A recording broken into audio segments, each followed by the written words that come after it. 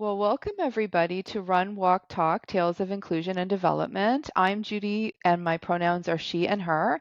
And I'm here with Steph and her pronouns are she and her. And today we're going to be speaking about the recently held WNorth Conference at which, Steph, you are a speaker. Yes. And I'm really looking forward to hearing about the conference and also to hearing about the panel that you were on. Yeah. I can't Uh, wait. Me neither, me neither. And so I thought maybe we could give a little bit of background first about W North and what it is. It's an organization that has a mission to elevate women in the workplace through inclusive leadership. Founded by and for professional women, they offer networking and knowledge sharing through in person and virtual events and programs. Founded in Vancouver, they have chapters in cities across Canada and they also have a hmm presence in the US. And Steph, you have been a member for some time.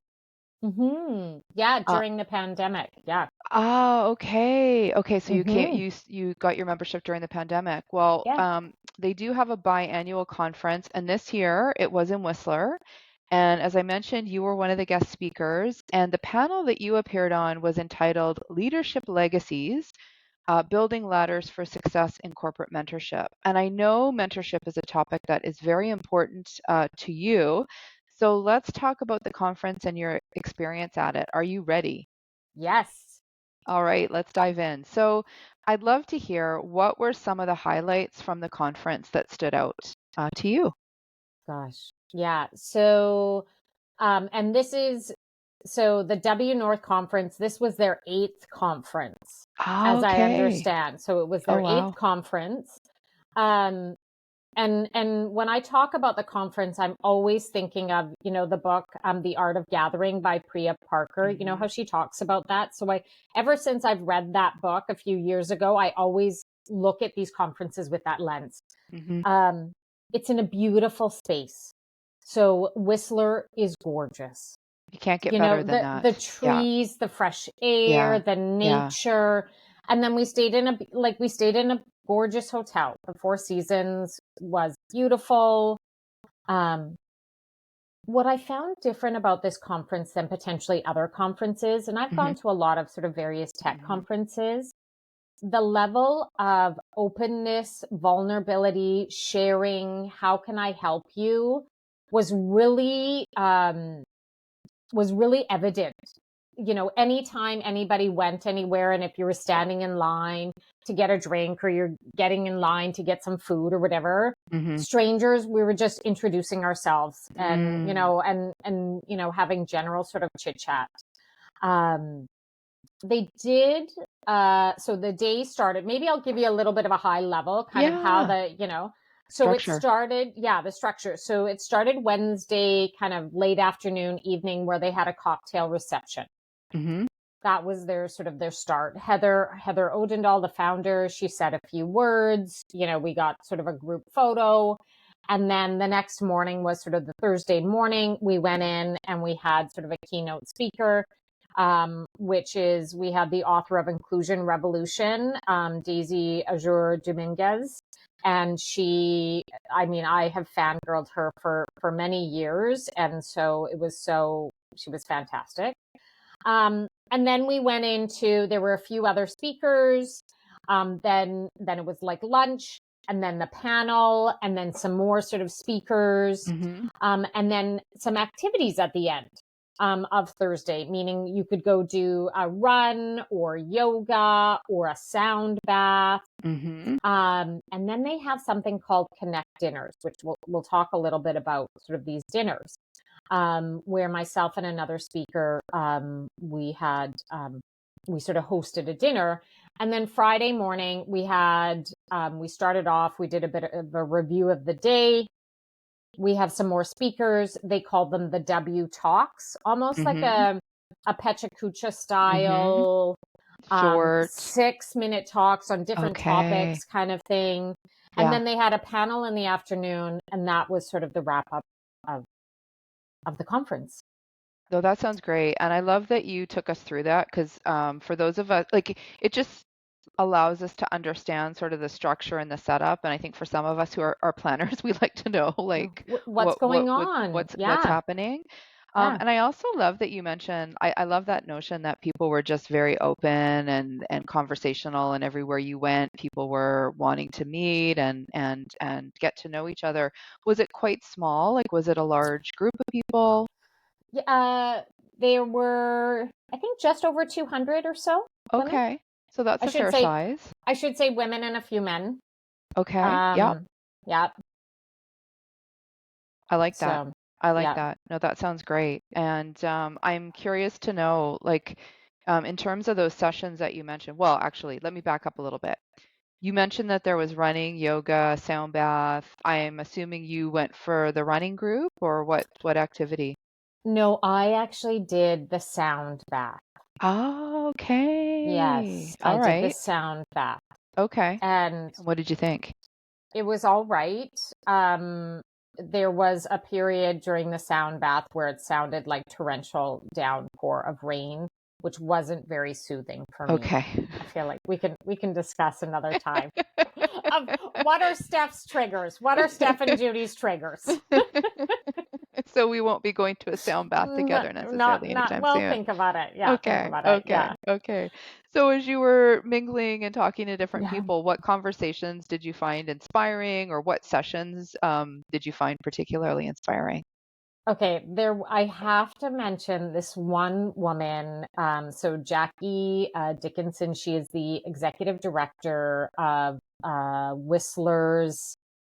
Oh my gosh, I think Whistler Society. I'm just sort of looking up her name. Hold on as I get it correct And we can to make post it sure. later in the notes if, Sorry, yeah, yeah. executive director at Whistler Community Services Society. Okay. And so she came in and she shared how um, how so she volunteered as a food at a food bank, and that they Hmm. would only have typically like 50 people leading up to sort of the Olympics. When the Olympics closed in 2010, for those that are listening in Hmm. Whistler, it went from 50 to 150. And Jackie was um quite stressed and looking. There was this one volunteer who was very much looked at everybody that was coming in, trying to help and support. And at the end of this one sort of stressful day, Jackie goes up to this person and says, how are you able to just, what's that secret to keep helping people, Hmm. you know? Hmm. And she tells it in such a better way, but like Jackie says, this woman looked at her and very clearly said, every person that I meet belongs to someone, and every person I meet has a family. They've got a mom, a dad, a daughter, an aunt, an uncle. And and Jackie sort of said, it hit me. And then she proceeds to tell this story of how her son started school and it was a little bit challenging, and she noticed in her son's knapsack or like backpack there Hmm. were these sort of ice packs. And the son said, yeah, whenever I get a bruise I go to the secretary and she gives me one. And so Jackie goes to the school one day with all of these sort of ice packs, and realizes the school secretary, sort of a receptionist, is the same woman at the food bank. Oh, wow. And it Okay. was this, like, I cannot, like, the way she shared this story. And then there was a workshop that Julie Pham, who talked about asking for the respect you deserve. And Jackie and I got paired up, and she just said to me, how are you doing? And I said, you know what? I'm really struggling. My daughter's graduating this year, and I don't get another chance. And her and I almost like we teared up, right? And Hmm. she's like, "Oh Hmm. my goodness, that must be so hard." So Hmm. this woman was amazing. Like, so this was the caliber of speakers, Hmm. and Hmm. Jackie is was one of them. So Hmm. Hmm. very like amazingly curated. I will also say Steph Corker, she's from the Corker Collective. Yeah. If you've ever heard of, like, she started Disrupt HR with her brother, I don't know how many years ago. Hmm. I think she's moved on from that. But she was the MC for the first day, and there was something about an MC that's like that host that can tie things together, that can make funny jokes, Mm-hmm. that can get us on track. Like she would say when people had questions, okay, everyone, we know you're all excited here, but please, no stories, no fangirling, just ask your question. And she Mm-hmm. did it in such a brilliant way that I was like, Mm-hmm. that that is a skill. Absolutely. So, And when you talk about yeah. the art of welcoming, that having that Oh, MC who can moderate and yeah. make people feel welcome, it sounds like you had that in Steph. And Yeah. not surprising with Steph Corker. I mean, Yeah. we've been to some sessions with her. She's phenomenal. Also, it sounds like there was a real again that a human element of people, a lot of Yes. connection Yeah. with what you shared about the guest speakers and the people that you connected with. So that's lovely. That's great to Yeah. hear. Yeah. Um, but I want to move now to the discussion that you were part of. So I mentioned the Yeah. title of the panel. It was about Yep. mentorship. So what were you Yep. sharing? What were sort of the highlights that you and perhaps others on that panel were speaking Yeah. about? Yeah. So, we really talked about the kind of the mentorship sort of dynamic from Mm-hmm. sort of, the mentor mentee, and how there is that sort of, it's a bit of a false sense of, power, in that, Mm-hmm. sometimes the mentor has that power and the mentee doesn't have the power, which is not the case. And we had, really good discussion around it being a relationship, Mm-hmm. right? Mm-hmm. And how important that is. Um, we also talked, I talked a little bit around guidelines around when it's time to sort of cut it off with the mentor, if you ever as Mm-hmm. a mentee, because I think that wasn't, you know, sort of discussed in my early days of mentoring. And I didn't know how to sort of gently sort of kind of close the relationship, in the sense of that I wasn't receiving anything from it, and not that it was sort of a Mm-hmm. two-way street, but like mentorship can sort of be a short period. It doesn't have to be years and years. Absolutely, absolutely. And you can have more than one mentor at a time, and That's you right. can, yeah, connect with somebody at one stage, and then maybe, months or even years can pass, but that's still a connection that you can reach out to with a specific problem that you want to seek support on. Yeah. So Yeah. yeah, so it Yeah. sounds like that was a part of the conversation. I like that because I don't think people talk about that more practical side of No, I mentoring. know. No, and someone asked the question around when, and how, I'm trying to remember how this person worded it, but like, when do you trust your sort of that inner voice, your inner mentor? Mm, And because we were running, because the session, there were three speakers, we had about hmm 25 minutes, 30 minutes, so Wow, really, very really short. short. Yeah. Yeah. And my answer was always. And so I feel, and it, like, basically that was it. But I want to add to that now. I want to come Yeah, back go for it. when I say, yeah, my chance. I say, I say always. However, you also do a check, right? Mhm. Like, I think it's depending upon your, the amount of experience you have on a topic, and it doesn't have to be number of years or whatever Mhm. that level of experience you feel. It's Mhm. kind of like you do a check and you have some conversations, and then you still need to, it's your life. I kind of Mhm. feel like it's your amazing and messy life, and you Mhm. you have to, trust yourself, Mhm. right? Mhm. Yeah. Mhm. Well, we talk Yeah. about this where you're trusting yourself, you're going with your gut, Yeah.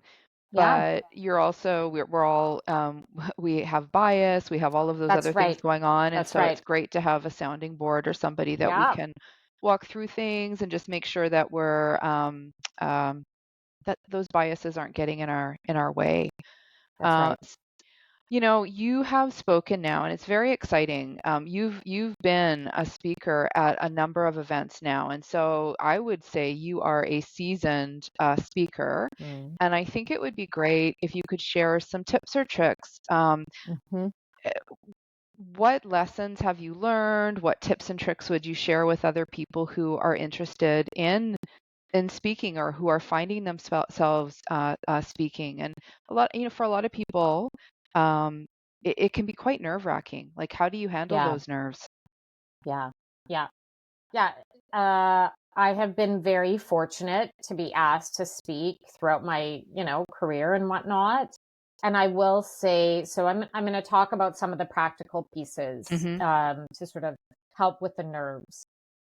I think, most events or speaking, they usually have a prep call. Sort of the whoever's hosting it or whoever's going to moderate the session, or if you're speaking and doing, you're the main person doing the keynote or a presentation, always have a prep call. So you have Mm-hmm. that prep call, so Mm-hmm. you're ready. And some of the questions that I would ask is, who's in the audience? So try to get an understanding of what they want, and what would success look like after this Mm-hmm. presentation. Mm-hmm. The host they may be able to answer it, they might not, but these are kind of good questions to know, because I always feel like, for me, and we've talked about this, Judie, before, like, time is very precious. Mm-hmm. And I want to always make sure that if I have an opportunity to speak, I'm going to add value. I want to add value for people. Mm-hmm. Mm-hmm. And I will almost even say, when we talk about this, I have been asked to speak, and I've, chatted with the host, Mm-hmm. and I've actually realized I'm not the best person to speak. And so my kind of prep is to say, I don't think I'm going to give you the best that you want or on whatever topic, but Mm-hmm. I have someone else that I would love to recommend. Mhm, mhm. That's a So, fantastic tip. And yeah. and important to have that conversation early and well ahead of Yes. the speaking date so that you can do that and there's time to connect with someone else. But I think That's that's right. fantastic because I'm sure there's people who find themselves, you want to get those opportunities to speak at different events and you accept something and you do have maybe that gut feeling this isn't quite the right fit or I'm not the right Yeah. person. So I love that you're saying you can gracefully bow out and give somebody else an opportunity. Yeah, and it's not going to be, you're not going to, it's not like you're done. You never Yeah. get another chance, Yes. right? Like, Yes. there will Yes. always be another chance to use your voice. And Yes. I think Yes. giving your voice to someone else, if it makes sense, is Mhm. a really great gift. And then if you are going to speak, what are Mhm. some of those topics? Like, get those questions ahead of time. Mhm. Think of a couple key points. I also sometimes try to think of, like, is there a quote that sort of centers around that question? So, or story. Like, what is that story? Mm. People like Mhm. stories, and they Mhm. remember stories. Yes, they So, do. yeah. So do you, just in the course of sort of your everyday, do you find there's something that will strike you and you'll be like, ah, I've got a panel coming up, or you're so comfortable with accepting speaking engagements, you're writing, do you keep a book of stories or anything like that so that you've got something to look at for those occasions?